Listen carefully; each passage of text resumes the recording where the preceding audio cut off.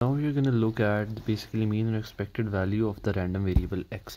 अब random variable x की वजह से हमने ये चीज़ पढ़ी है कि हमारे पास यही है, फॉर एग्जांपल x आता है, हमारे पास एक f of x आता है, x 0 1 2 है, उसके कोरिस्पॉन्डिंग आती है हमारे पास probability. तो let x be the random variable with probability distribution this the mean और expected value of this is. अब ये जो कैपिटल एक्स है ना, इसका बेसिकली मतलब होता है इन सारों के एतबार से, मतलब इस is containing all of this. ठीक है, तो अब मुझे अगर इस पूरी डिस्ट्रीब्यूशन का मीन चाहिए, तो अब वो मैं कैसे लेता हूँ. उसका तरीकाकार ये है कि हम क्या करते हैं, हम एक का एक्स लेते हैं टाइम्स एफ ऑफ एक्स और इसको सिंपली समेशन कर देते हैं. ठीक है, जो भी आएगा ना x multiply by that F of x. For example ये 0 1 है तो 0, 1 1 है तो 1, 2 1 है तो 2 और इसका समेशन कर देंगे. ठीक है, तो ये मेरे पास तो बेसिकली मेरा म्यू आएगा. दिस मेक सेंस क्योंकि हमने ट्रेडिशनली यही पढ़ा है ना कि मीन बेसिकली क्या होता है, जो उसकी एवरेज है टाइम्स अगर फ्रीक्वेंसी वाला है तो एवरेज टाइम्स फ्रीक्वेंसी. ठीक है, तो अब ये जो प्रोबेबिलिटी डिस्ट्रीब्यूशन है ना at that x, this is basically that x f of x. ठीक है, तो ये चीज़ हमने इनकलकेट कर ली है. और अब ये कह रहे कि अगर आपने डिस्क्रीट के लिए ये समेशन है, कंटिन्यूस के लिए वही इंटीग्रल होगा. ठीक है, कंटिन्यूस का केस अभी हमने नहीं पढ़ा. अब ये आगे कह रहे हैं let X be random variable, तो अब वेरिएंस कैसे निकालोगे. ठीक है, तो वेरिएंस के लिए ये फार्मूला बता रहा है और यही फार्मूला हम शुरू में हमने पढ़ा था, x माइनस म्यू स्क्वायर मतलब स्टैंडर्ड डिवीएशन का स्क्वायर, और अगर वो ग्रुप डाटा हो तो वो या फ्रीक्वेंसी वाला डाटा हो तो वो multiply by F of x हो जाता था. ठीक है, यहाँ पे वही फ्रीक्वेंसी एनालॉगस हो रही है प्रोबेबिलिटी डिस्ट्रीब्यूशन से, मतलब उसकी जो प्रोबेबिलिटी है और वो उसका सम हो जाता है, तो वो इसलिए बेसिकली फ्रीक्वेंसी का इफेक्ट पूरा हो जाता है क्योंकि सम हो जाता है एंड पे. ठीक है, अब अगर मैं इस चीज़ को खोलना चाहूँ, ठीक है, तो इस चीज़ को अगर मैं खोलूँ तो मेरे पास आएगा x square plus mu square minus 2 mu x times of F x, right, times F of x. ठीक है, ये आएगा मेरे पास, राइट. अब अगर मैं ये वाली चीज़ देखूँ, x square f of x आ गया और म्यू क्या है बेसिकली, म्यू मेरे पास ये नहीं था जिसको मैंने अभी कहा था कि, ठीक है, म्यू मेरे पास summation of x f of x था ना, तो अब ये उसका स्क्वायर आ रहा है.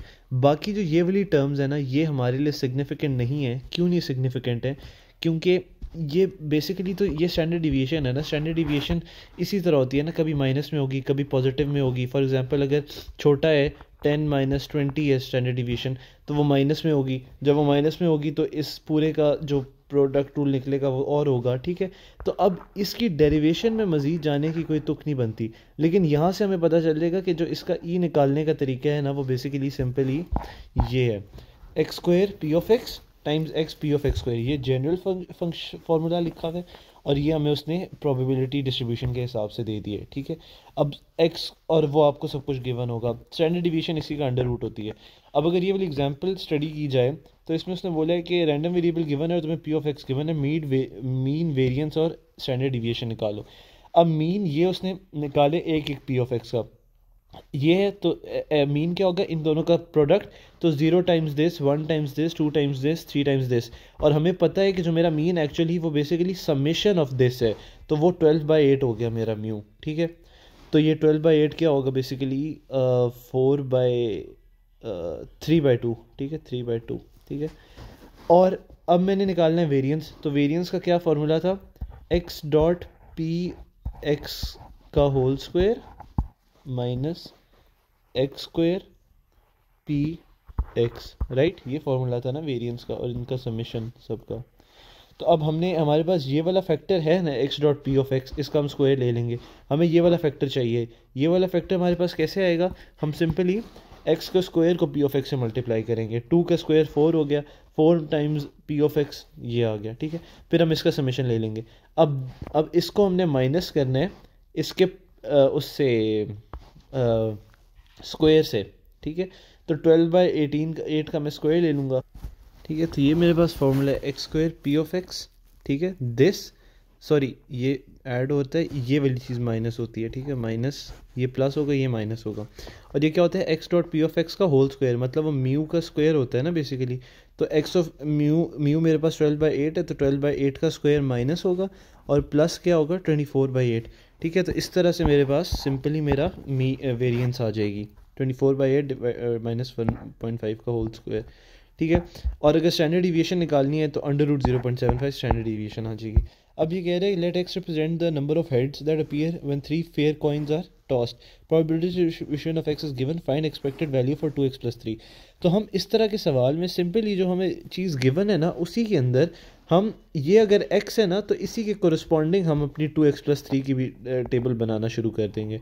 तो 2x+3 का अगर मैं बनाऊँ तो जब x 0 पुट करूँगा तो ये 3 होगा, x 1 पुट करूँगा तो ये 2 + 1 5 होगा, x में जब 2 पुट करूँगा 2 + 2 4, 4 + 5 7 होगा, और जब 2 3 6 6 + 3 9 होगा। ठीक है, अब अगर मैं x इसका p ऑफ x मतलब इसका म्यू निकालना चाहूँ तो वो क्या होगा, this times p of x, right. तो अब मैं सिंपली इसको मल्टीप्लाई कर दूंगा, 3/8, 5 3 15/8, 7 3 पता नहीं 21/8 एंड 9/8। ठीक है, ये मेरे पास आ जाएगा। अब इन सारों का मैं सम करूँगा तो मेरे पास म्यू आ जाएगा। म्यू किसका, बेसिकली मीन आ जाएगा मेरे पास किसका, 2x+3 और p ऑफ x।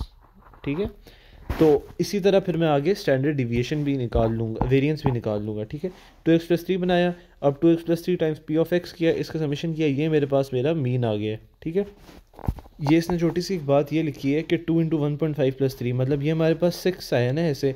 तो जो बेसिकली 2x+3 का ऑफ p ऑफ x का हमने निकाला है ना, तो जो इसका म्यू आया था ना पहले, x time p of x का म्यू मतलब x p ऑफ x से जो म्यू का समेशन आया था उसकी वैल्यू आई थी 12/8 which is basically 3/2 which is equal to 1.5। ठीक है, तो अब अगर इस 1.5 को भी मैं इस इक्वेशन में डालूँ ना, जहाँ पर x था उसकी जगह मीन डालूँ, अगर मैं मीन कैलकुलेट कर रहा हूँ तो सिंपली अगर मैं 2e मीन +3 करूँ ना, तो 2 × 1.5 + 3, तो 2 × 1.5 कितना होता है 3, तो 3 + 3, तो भी मुझे इसका मीन मिल जाएगा, मतलब इस वाली इक्वेशन का। तो बेसिकली इस इक्वेशन का अगर मीन फाइंड करना है तो उसके दो तरीके हैं। एक तो इस तरह आप 2x+3 पहले निकालो, फिर उसको मल्टीप्लाई करो और ऐसे करके मीन निकालो, या फिर सिंपली इसका जो मीन है ना उसको x की जगह पुट करके इक्वेशन से आंसर निकाल लो। ठीक है, अब ये एक सवाल है, अब इसमें उसने हमें टोटल कंपोनेंट्स दिए हुए हैं, गुड कंपोनेंट्स दिए हुए हैं, बैड कंपोनेंट्स दिए हुए हैं, सैम्पल साइज़ दिया हुआ है, हर चीज़। अब हमने पहले इसका जो p ऑफ x जो पहले गिवन था ना टेबल में, हमने वो फाइंड करना है फॉर एवरी x, और फिर एक्सपेक्टेड सैम्पल निकालना है। तो p ऑफ x फाइंड करना हमें आता है। फॉर एग्जांपल सैम्पल 3 का है ना, तो 0 1 2 3 होगा x मेरे पास। ठीक है, अब मैं x एट 0 अगर करता हूँ, ठीक है, तो अब मेरा तरीका क्या होता है, सबसे पहले x में क्या कह रहा हूँ, x is the expected number of good components in this sample. ठीक है, तो टोटल और जितना आप उसको सिलेक्ट कर रहे होते हो, इसके 4 गुड कॉम्पोनेंट्स है ना, तो 4 गुड कॉम्पोनेंट्स और जितने आपने सिलेक्ट किए हैं 0, और फिर जो बाकी रह जाता है, मतलब टोटल में से अगर मैं 4 निकाल दूंगा, ठीक है, मतलब टोटल 7 है ना मेरे पास, तो अब ये 4 की तो मैंने कर ली ना प्रोबेबिलिटी इधर।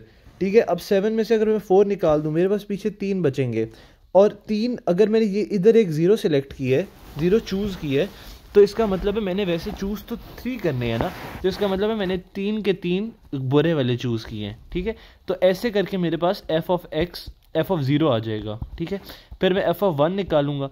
f ऑफ 1 कैसे आएगा, वो सिंपली सॉरी ये डिवाइडेड बाय टोटल, ये डिवाइडेड बाय होता है टोटल ओवर जितने चूज़ किए हैं, 7/3।